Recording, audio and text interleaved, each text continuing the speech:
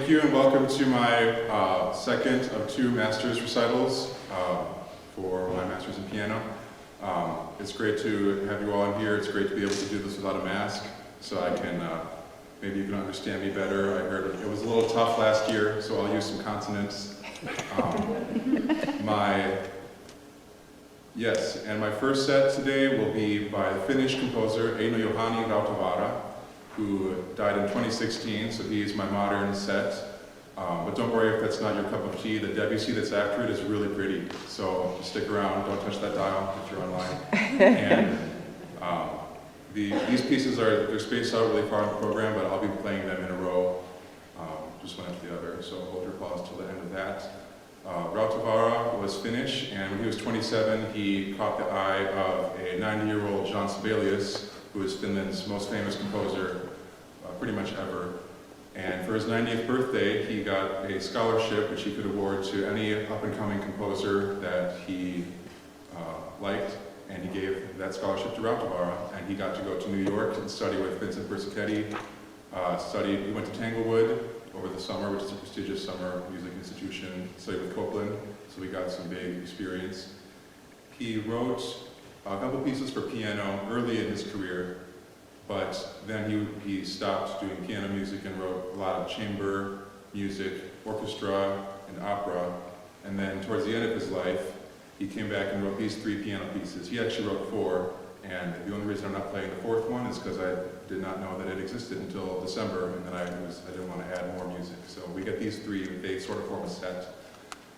And as you can see, they were written in 2003, 2002, and 2008, I believe.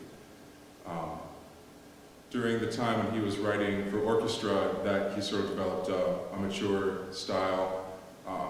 A typical Rautavaara is he'll have a melody in like the violins, but each note will be a cluster chord, and so you'll hear the violins will be kind of that sort of thing. And it's a cool effect because you can hear that there's a melody moving, but you can't grasp it because there's just a cloud of notes, and it's just sort of a pile of melody moving around. And then underneath that there will be a very fast scale or arpeggiating figure. And he took that with him into his piano writing, so you'll hear that a lot in the first piece, a lot of clustering notes and very fast scales.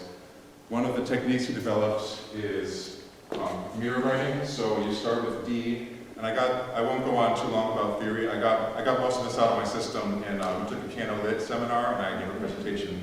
But the short version is you start on D, which is a white key, and if you go one note to either direction, C flat, E sharp are both black, and then C and E, white, white, black, white, black.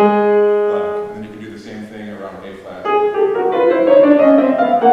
And you get these mirrored melodies where the intervals are mirrored, but the key relationship, like the keys are also mirrored, so whenever the left hand is playing white key, the right hand is also playing white. And so it feels really cool. It's hard to explain, but it's got a nice, it's satisfying to play. And so you get these sort of. And you guys use like scales. And